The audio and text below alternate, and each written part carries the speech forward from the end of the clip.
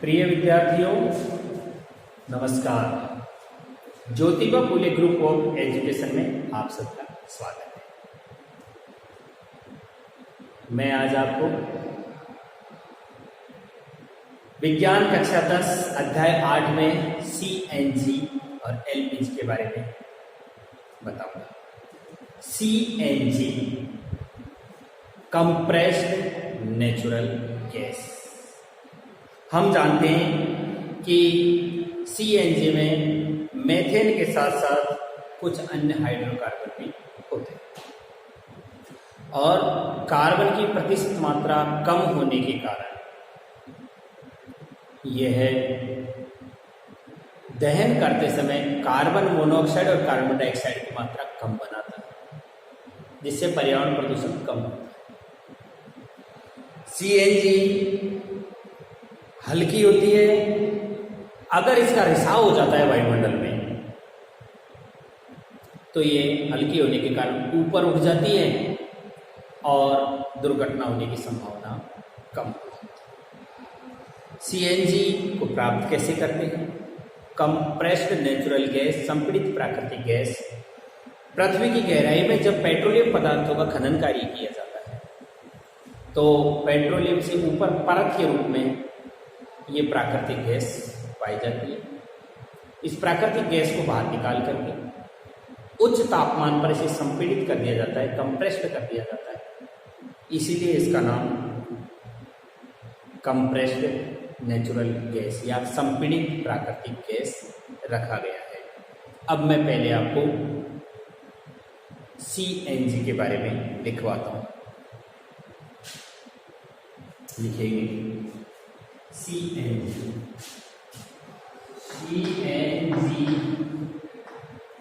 का पूरा नाम संपीड़ित प्राकृतिक गैस। इसमें मेथेन के साथ साथ कुछ अन्य हाइड्रोकार्बन भी पाए जाते हैं। कार्बन की प्रतिशत मात्रा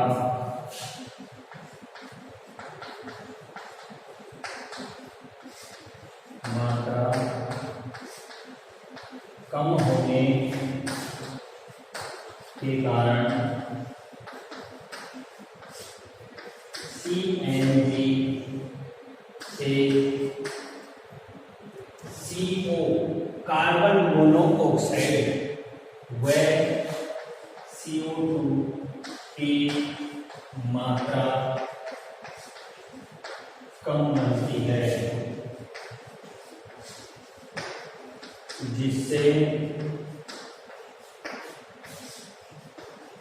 पर्यावरण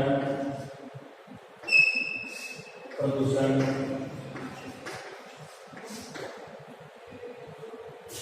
कम होता है।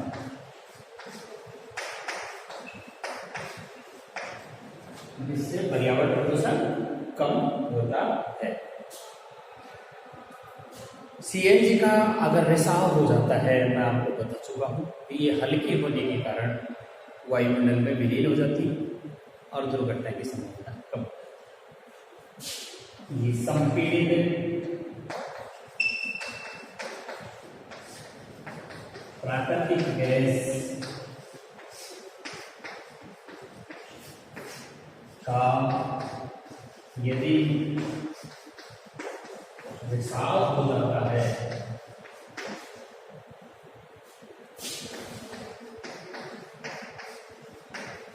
तो यह वायुमंडल में विलीन होकर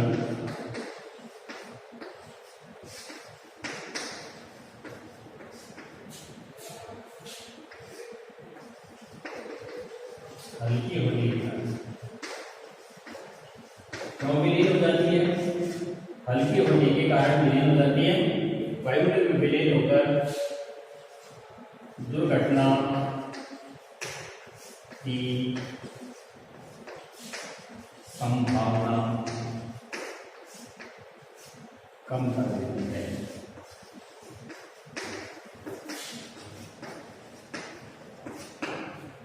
सीएनजी को कैसे प्राप्त करते हैं? सीएनजी की प्राप्ति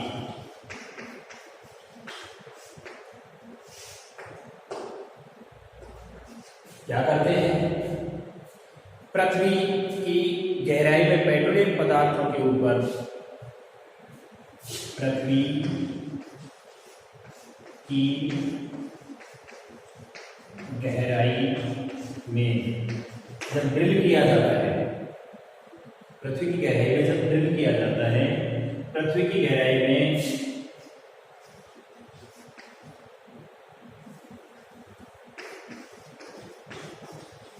ड्रिल करके जब पेट्रोलियम पदार्थों को प्राप्त किया जाता है,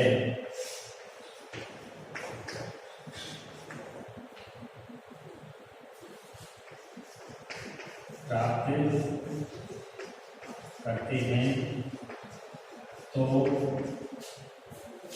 यह प्राकृतिक गैस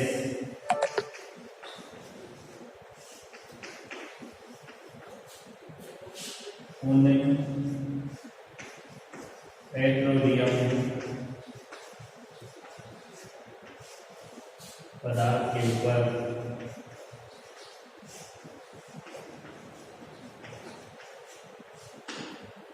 एक परत के रूप में पाई जाती है।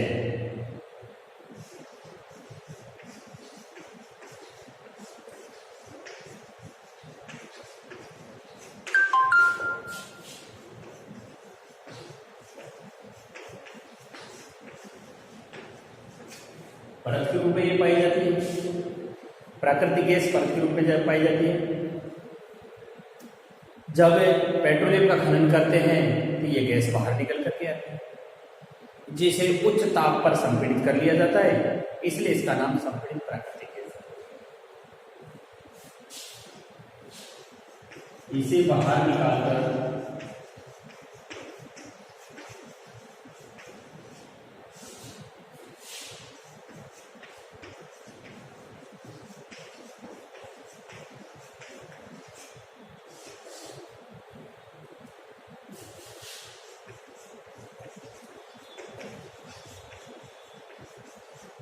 उस तापमान को संपीड़ित कर लिया जाता है।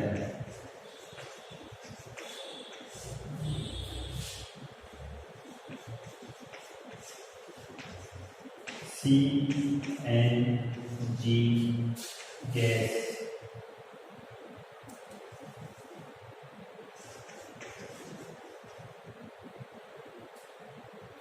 कहलाती है।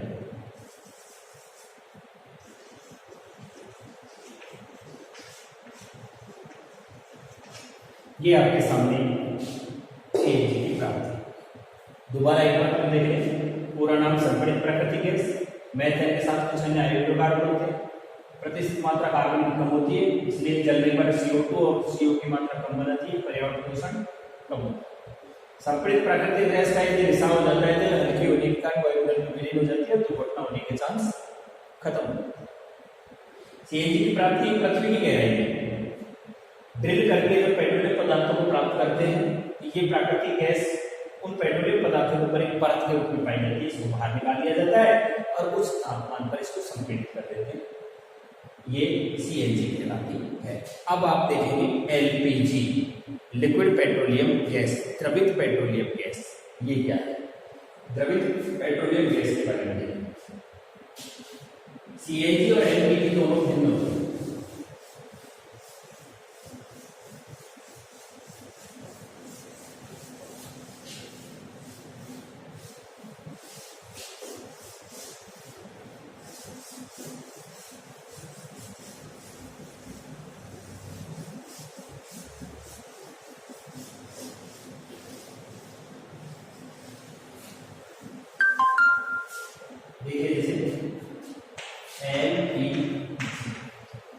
एलपीजी का पूरा नाम,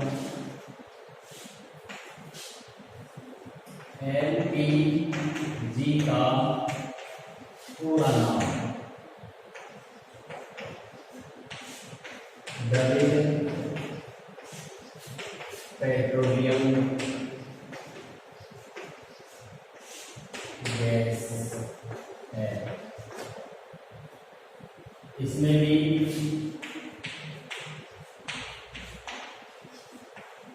मुख्य घटक CH4 होता है। कौन सा होता है? इसमें भी मेथेन होता है। इसमें कार्बन की प्रतिशत मात्रा कुछ एलपीजी में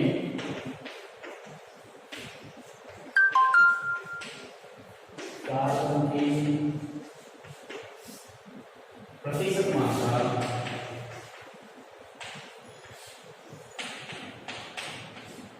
CNG से अधिक होती है। CNG से कार्बन की प्रतिशत मात्रा अधिक होने के कारण क्या है कि इसमें CO2 और क्या नाम से CO भी अधिक बनती है। CNG से अधिक होती है, CO व CO2 अधिक बनती है।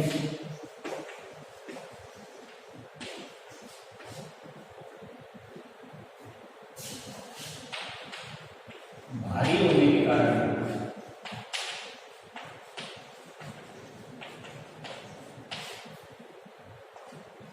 यह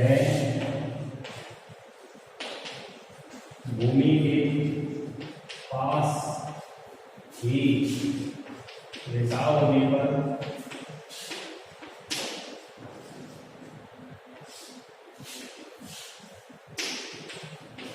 जमने लगती है। क्या होता है? अगर मान लीजिए रिसाव हो जाता है इसका, एलपीजी का यदि रिसाव हो जाता है तो भारी है, और भारी होने के कारण क्या है, भूमि में ऊंचाई से 4 फीट की ऊंचाई तक ये जमा हो जाती है, और जैसे ही कहीं से भी इसको तापमान मिलता है तत्काल जल करके दुर्घटना को जन्म दे देती है। तो ये सीएनजी से ज्यादा घातक होती है। देखो तो लिखा हुआ है भारी होने के कारण भूमि के पास ही रिसाव होने पर जमने लगती है।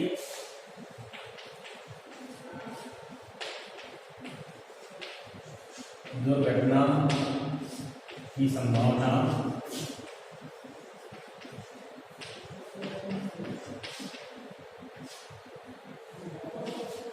CNG से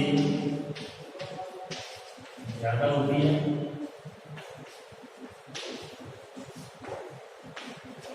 इससे CNG से अधिक दुर्घटना होने की संभावना होती है जब पेट्रोलियम पदार्थों को खनन कार्य करके निकालते हैं। CNG से ज्यादा संभावनाएं होती है। अब ये तो हो गया इसका। अब एलपीजी को प्राप्त कैसे करते हैं? एलपीजी की प्राप्ति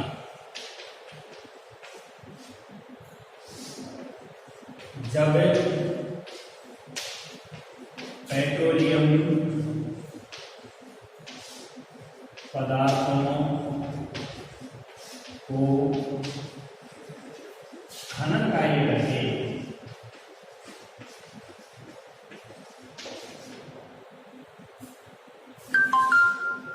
बाहर निकालते हैं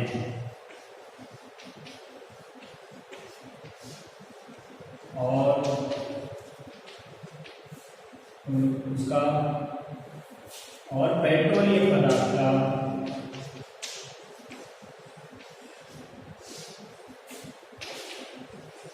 का प्रभाजी आसवन करते हैं।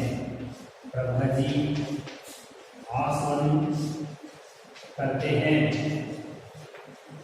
प्रभाजी आसवन में अलग अलग तापमान पर, प्रभाजी आसवन में अलग अलग तापमान पर पेट्रोल, डीजल, पैराफिन, मोम, ईथर, बेंजीन और क्या नाम से ऑयल, मोम आदि सारी चीजें, प्राकृतिक गैस, अंतिम उत्पाद कोलतार, डामर जिसको बोलते हैं वह जाता है। तो ये अलग उसी में से एक तापमान पर एलपीजी और सीएनजी दोनों की प्राप्ति को बताने के पश्चात मैं आपको सीएनजी के उपयोग लिखवाता हूँ। पहला उपयोग मैंने आपको लिखवाया कि ईंधन के रूप में ये काम में आती है। दूसरा उपयोग मैंने लिखवाया कि यातायात के लिए चलने वाले जो वाहन होते हैं उसमें पेट्रोलियम विकल्प या डीजल के विकल्प के स्थान पर भी सीएनजी का उपयोग किया जाता है। बहुत से यहाँ लापरवाही करते हैं और सीएनजी सिलेंडर के स्थान पर एलपीजी का सिलेंडर उपयोग में लेते हैं, जो दुर्घटना को न्योता देना होता है। बहुत सी जगह आपने देखा होगा चलने वाले वाहनों में जब आग लग जाती है तो अधिकांश जांच करने में पाया जाता है इसमें एलपीजी का सिलेंडर लगा हुआ था। तो मैं आपको बता रहा था कि यातायात के चलने वाले वाहनों में पेट्रोल तथा डीजल के विकल्प के रूप में सीएनजी का उपयोग किया जाता है। मैं आपको एक बार फिर आगाह करना चाहता हूं कि यातायात वाहनों में एलपीजी का बिल्कुल प्रयोग नहीं करना चाहिए। ये कानून के खिलाफ भी है और दुर्घटना को न्योता देता है। मैंने आपको बताया था एलपीजी भारी होती है, रिसाव होने पर नीचे की तलवी में जमा हो जाती है, तत्काल आग पकड़ देती है। सीएनजी हल्की होती है, हल्की होने का रिसाव होने पर वायु में मिल जाती है, दुर्घटना होने की संभावना कम हो जाती है। अब प्रश्न ये बनता है आपके सामने कि एलपीजी से सीएनजी श्रेष्ठ क्यों है? दोनों का तुलनात्मक अंतर कर देना। कार्बन मोनोऑक्साइड कार्बन डाइऑक्साइड का बढ़ने की मात्रा के आधार पर, रिसाव होने पर हल्की भारी होने के आधार पर और क्या नाम से दुर्घटना की संभावना को बता करके आप दोनों में अंतर कर सकते हैं। अब आपके सामने नया पॉइंट है बहुलक, जिसको हम पॉलीमर कहते हैं। पॉलीमरेशन और पॉलीमर क्या है, मैं आपको इसके बारे में सबसे पहले बहुलक की परिभाषा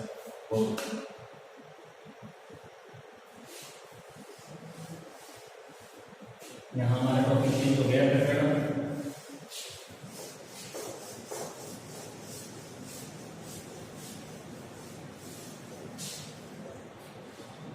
बहुलक लिखेंगे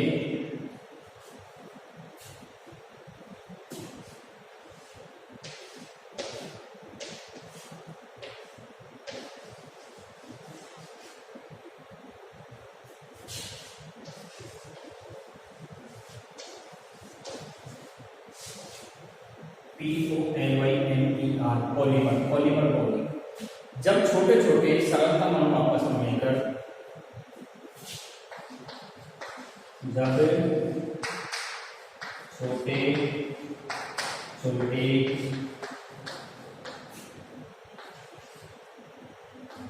सरलतम अणु आपस में मिलकर जब छोटे छोटे सरलतम अणु आपस में मिलकर के एक उच्च अणुभार वाली उच्च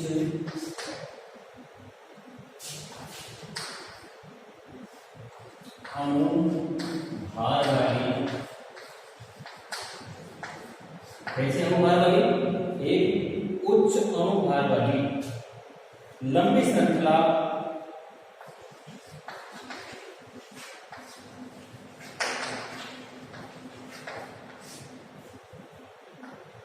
उच्च अणुभार वाली लंबी श्रृंखला युक्त बड़े अणु का निर्माण करते हैं।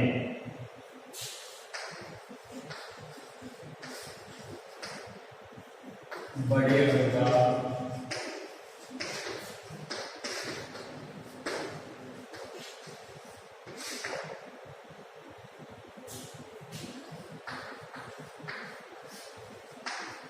छोटे छोटे अणु सरलतम अणु मिल गए आपस में और एक उच्च अणुभार वाली लंबी श्रृंखला एक बड़े अणु का निर्माण कर दिया। तो इस बड़े अणु को क्या कहेंगे? इसको हम बहुलक कहते हैं। जिसे बहुलक कहते हैं, जिसे बहुलक कहते हैं। और इस प्रक्रिया को क्या कहते हैं? तथा इस प्रक्रिया को पॉलीमरेशन या बहुलीकरण, इस प्रक्रिया को बहुलकीकरण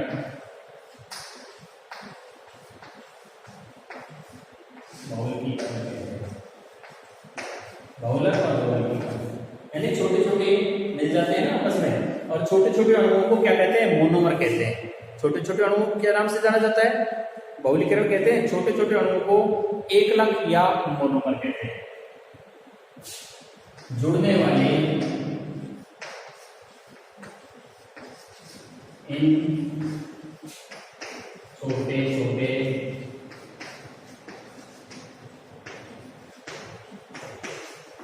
अणुओं को एकलक मोनोमर, अंग्रेजी में मोनोमर बोलते हैं, एकलक कहते हैं।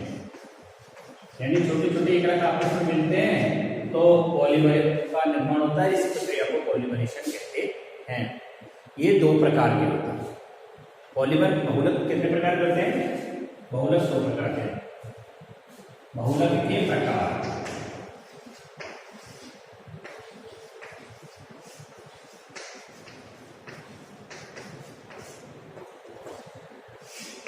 पॉलीमर दो प्रकार के होते हैं। बहुलक दो प्रकार के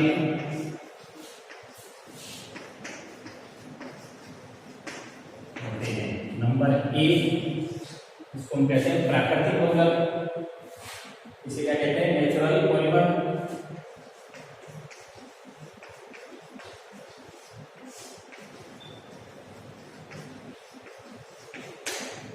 और नंबर दो होता है कृत्रिम बहुलक, या इसका नाम संश्लेषित कहा जाता है। इस नाम से जानते हैं? संश्लेषित बहुलक। बहुलक कितने प्रकार के होते हैं? दो प्रकार के होते हैं। एक होता है सिंथेटिक पॉलीमर्स, एक सिंथेटिक पॉलीमर होता है और एक नेचुरल पॉलीमर होता है। नेचुरल प्राकृतिक बहुलक हो गया, संश्लेषित ये मानव निर्मित होते हैं, जिनको सिंथेटिक के नाम से जानते हैं। कि जब छोटे छोटे समस्त अणु आपस में मिलकर के एक उच्च अणु भार वाली लंबी श्रृंखला बड़े अणु का निर्माण कर देते हैं, उस होने वाले निर्माण को बहुलक कहते हैं, प्रक्रिया को बहुलकीकरण कहते हैं। जुड़ने वाले छोटे छोटे अणुओं को पॉलीमर के नाम से या मोनोमर के नाम से जानते हैं। एकलक या मोनोमर कहते हैं। बहुलक कितने प्रकार के होते हैं? बहुलक दो प्रकार के होते हैं। एक होता है प्राकृतिक बहुलक, दूसरा होता है संश्लेषित बहुलक। अब हम सबसे पहले प्राकृतिक बहुलक की परिभाषा करते हैं।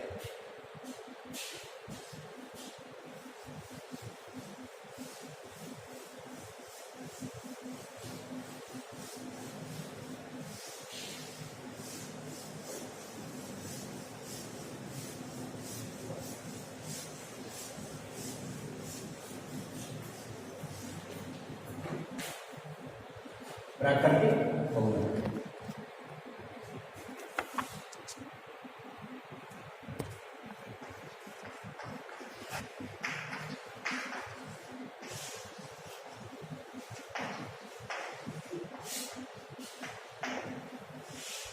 नेचुरल पॉलीमर क्या है? प्रकृति से प्राप्त करते हैं इसे सीधे ही। ऐसे बहुलक जो प्रकृति से सीधे ही प्राप्त कर लिए जाते हैं, ऐसे बहुलक जो प्रकृति से सीधे ही प्राप्त कर लिए जाते हैं, प्राकृतिक बहुलक कहलाते हैं। ऐसे बहुलक जो प्रकृति से सीधे ही प्राप्त कर लिए जाते हैं,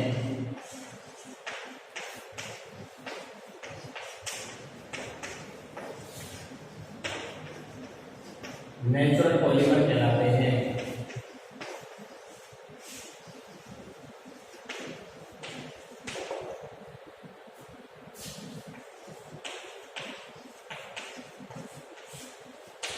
इसे कहेंगे प्राकृतिक बहुलक, कि ऐसे बहुलक जिनको प्रकृति में सीधे ही प्राप्त कर लेते हैं कहलाते हैं। जैसे प्राकृतिक रबर है, स्टार्च है, रेनिन गोंद है, जैसे एग्जाम्पल में रबर स्टार्च, रेजिन, गोंद, रंजक,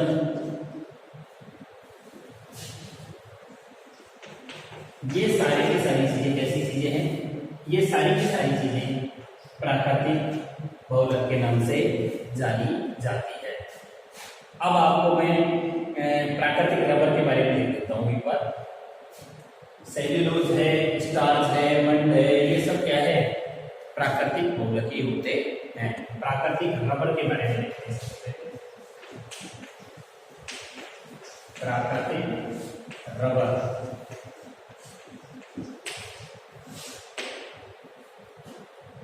देखिए प्राकृतिक रबर क्या होता है? हम जानते हैं कि एक वृक्ष से दूध के रूप में, जिसे हम लेटेक्स कहते हैं, दूध के रूप में इसे प्राप्त किया जाता है और उसके अंदर सल्फर मिला करके और रबर प्राकृतिक तैयार किया जाता है। इस तरह से देखिए लिखेंगे हम।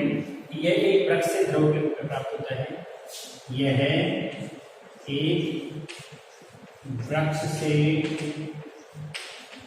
द्रव के रूप में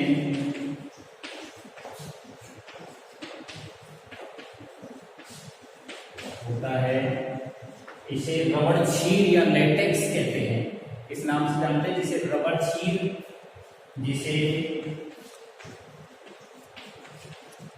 रबर क्षीर या लेटेक्स के नाम से जानते हैं।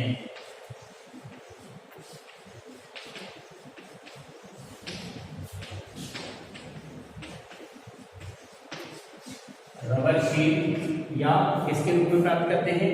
लेटेक्स के रूप में प्राप्त करते हैं। जैसे प्राकृतिक रबर, इसके अंदर आइसोप्रीन पाया जाता है। या यूं लीजिए प्राकृतिक रबर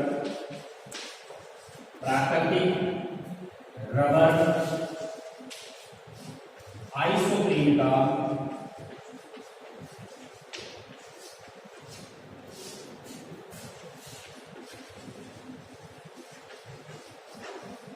बहुलक है। प्राकृतिक रबर किसका बहुलक है? आइसोप्रीन का बहुलक होता है। अब मैं आपको प्राकृतिक रबर का जो स्ट्रक्चर है उसके बारे में बताता हूँ। प्राकृतिक रबर का संरचना कैसी है? देखिए, सबसे पहले आइसोप्रीन लेते हैं और आइसोप्रीन का जैसे ही बहुलीकरण करेंगे वो पॉली आइसोप्रीन में बदल जाएगा और उसे ही हम प्राकृतिक रबर के नाम से जानते हैं। देखिए जैसे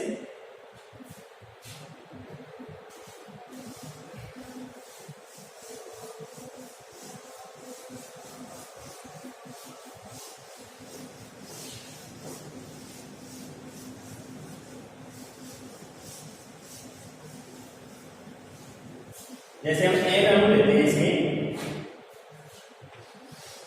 हमने एन अणु ले लिया और सबसे पहले हम लेंगे आइसोप्रीन। आइसोप्रीन का सूत्र क्या होता है? CH2 double bond. CH2 क्या होता है? डबल बॉन्ड होता है और CH कार्बन हो गया, CH2 और इसी से क्या जुड़ा हुआ होता है? सिंगल बॉन्ड के साथ में CH3, जिसको बोलते हैं क्या? मैथिल। क्या बोलते हैं? CH3 मैथिल जुड़ा हुआ होता है। जैसे इसका क्या करते हैं? बहुलीकरण करते हैं। बहुलीकरण करते ही किसमें बदल जाएगा? आइसोप्रीन, पॉली आइसोप्रीन में बदल जाता है। ये आइसोप्रीन का सूत्र है। और जैसे ही हम आइसोप्रीन को बदलेंगे ये बॉन्ड टूट करके कहाँ आ जाएगा?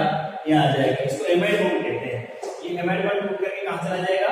आगे चला जाएगा और ये श्रृंखला जुड़ती चली जाती है। तो आइसोप्रीन का जैसे बहुलीकरण करेंगे हमारे सामने क्या आ जाएगा? CH2 single bond, CH single bond, CH2 और ये यहाँ से इसे N बाहर रहेगी और हमारे सामने क्या हो गया? ये हमारे सामने पॉली आइसोप्रीन हो गया है। क्या हो गया है? इसका नाम पॉली आइसोप्रीन। और पॉली आइसोप्रीन को हम क्या कहते हैं? प्राकृतिक रबर कहते हैं। प्राकृतिक रबर के नाम से जानते हैं। देखिए जैसे यहां देखेंगे आप एन अणु थे, एन अणु का जैसे हमने बहुलीकरण किया सामने आइसोप्रीन बदल गया। आइसोप्रीन को ही प्राकृतिक रबड़ के नाम से जाना जाता है। कल मैं आपको इसके उपयोग और प्राप्त करने का तरीका बताऊंगा।